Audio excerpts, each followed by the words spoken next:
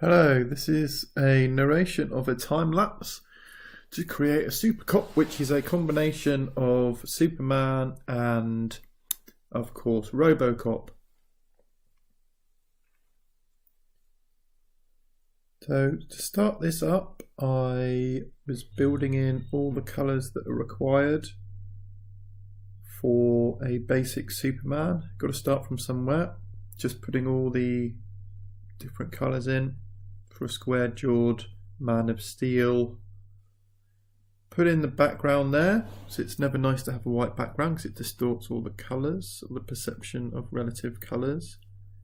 And now using the oil brush at half stiffness, which gives me a little bit of blending. I'm working on the face at the moment. I have an idea that I want to have a bottom light configuration. Therefore, you can see I just highlighted the nose as the light's coming from the bottom. Using a fill with the blend mode on top after selecting the layer containing Superman and then merging down, which gives me the basis of a lighting situation. As you can see, the lighting has just made the top of the head a lot darker, and it's what I like to do when I first start off a picture. Is I like to first block in all the shapes and then work out how I'm going to do the lighting, and this is the second stage, is the working out how I'm going to do the lighting. As you can see, the bottom of the nose, the bottom of the top lip and the bottom of the bottom lip is going to be highlighted because the light's coming from the bottom. The neck's going to be fairly bright, and the bottom of the eye sockets is going to be quite light as well. Thought the neck there was just a little bit too bright. Just working with a custom brush at the moment. I think I decided to, rather than using the oil brush, experiment with a custom brush. Here I didn't really like the expression on Superman, and I wanted it to be a bit more of a sneer with the mouth. At the moment the expression doesn't look as if it's anything at all. It just looks like a action doll or an action man type figure. Pretty dull. I wanted something a bit more expressive, and the warp tool is really good for doing that, as you can see. Just wanted maybe a slightly curled upper lip. Maybe he was slightly angry about something, who knows.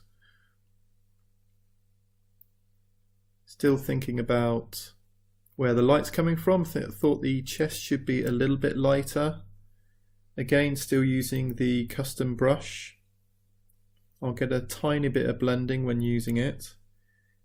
Just using a very basic custom brush. I think it didn't really have much in the way of texture, because I didn't really want that at this stage. I'm still trying to figure out the lighting.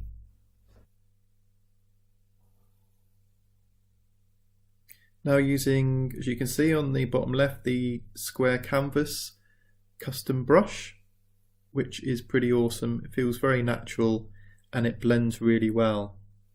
This was the next stage when I thought I need to do a bit more blending. I need to be subtle with the eyes. The eyes, I usually have glowing eyes in my portraits.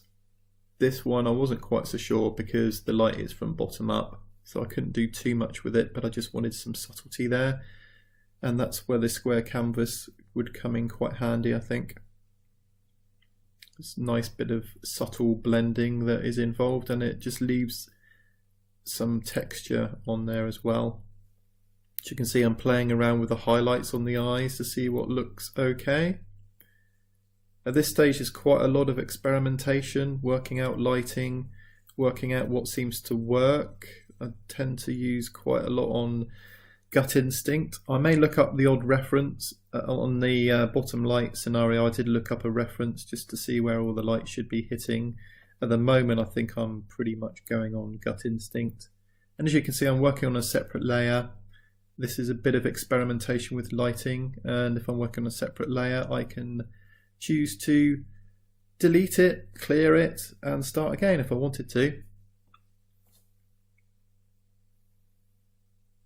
I don't often work on a separate layer at this stage. I like to throw things on the same one because they're you start to get some blending happening because it's working with the same colour on the same layer.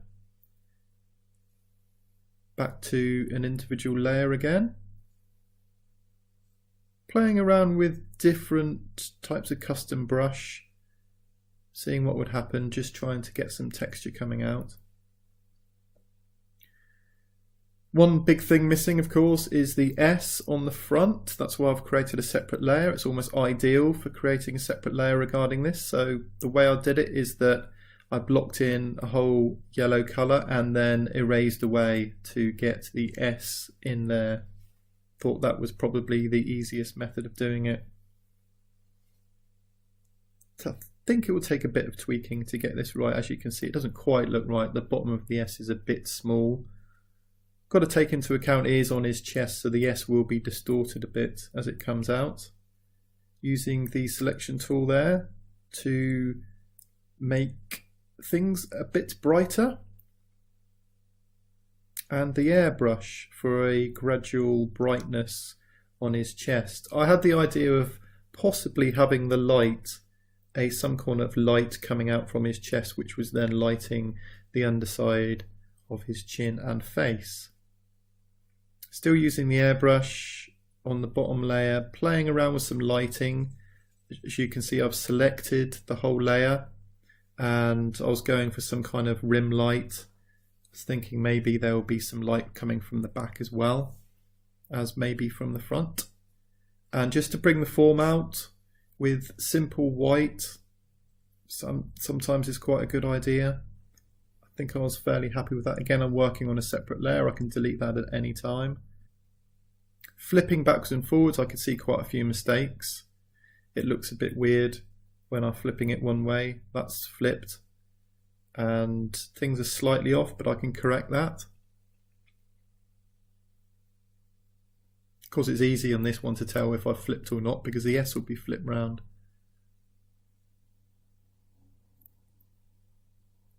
Warping a bit, playing around with the shapes of the face. I'm still not happy with it. Not too much of an interesting expression. It's fairly dead. There, we just using the selection tool, reshape things a bit.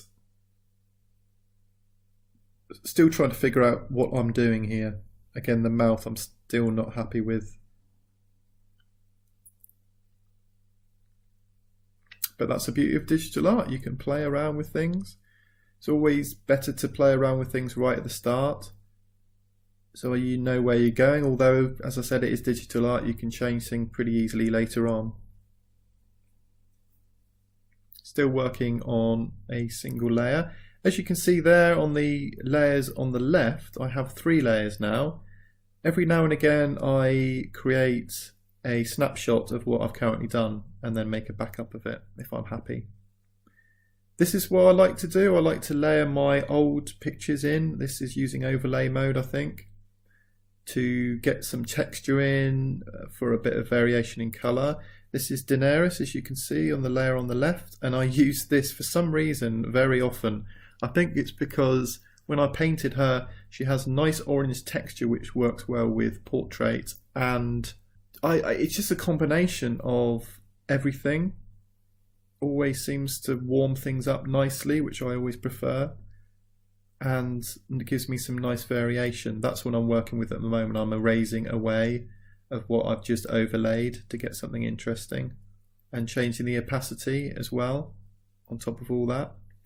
Really extending the lighting now. As you can see, I'm playing around with blend modes, cycling through, which I do sometimes as well. And then when I'm quite happy with it, I merge down and I can see the core of quite an interesting idea now, because that's given me an idea of extreme lighting where I'm really going to have it in a darkened environment with the light coming off the chest and therefore having the underlighting of the face.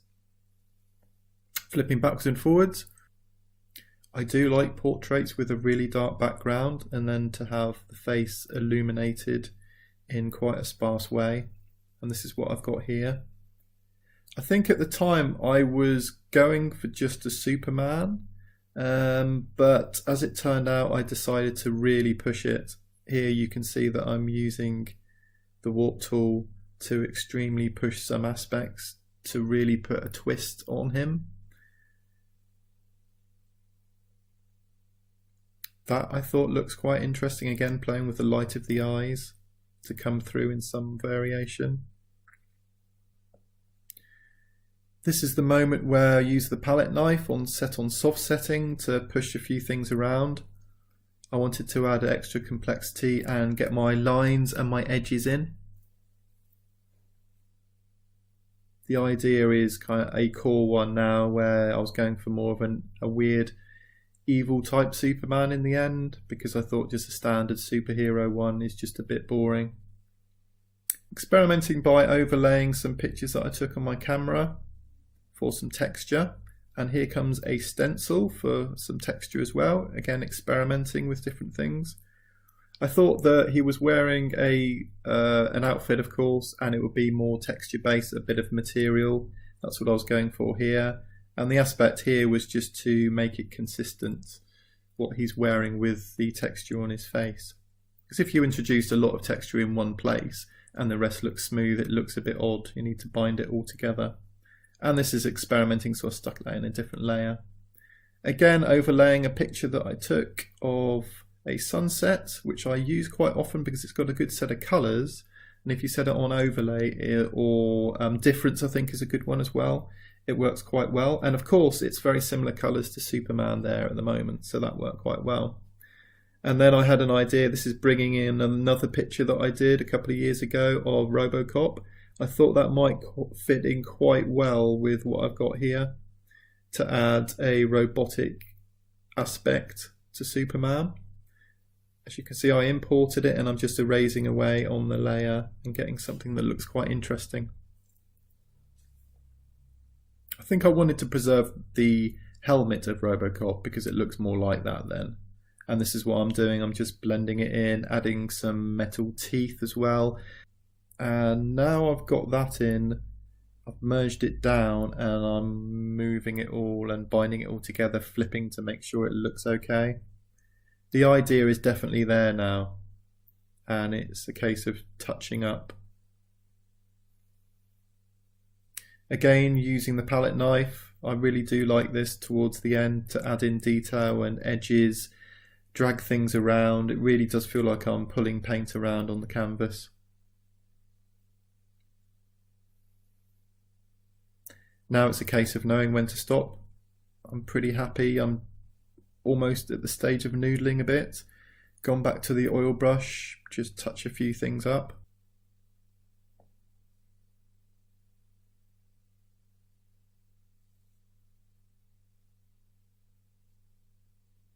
Again, just noodling.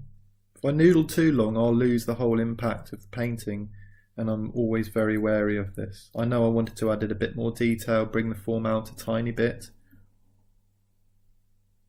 And I'm playing around with different textures, and I was thinking maybe a rain type of texture potentially, which was making the oil brush really thick, but that didn't quite work. And now I'm bringing in some images which I've enhanced using GIMP, which is a free image enhancement tool similar to Photoshop. I've just imported that image, which I've tweaked. And again, I'm just tidying up. The image just made it a bit more monochrome, which I wanted, which then brought out the red, increased the contrast, I think. The light on the chest then comes out a bit more. And again, I'm just noodling, adding in a bit more texture. This is an overlay or a multiply, I think. As you can see there from the zoom, that's where the texture has really come in off the oil brush, to make it look as if it's more painterly. It's a bit of a cheat, but that's something that I like to do towards the end of my painting. Okay, there we go. That's how I created Supercop.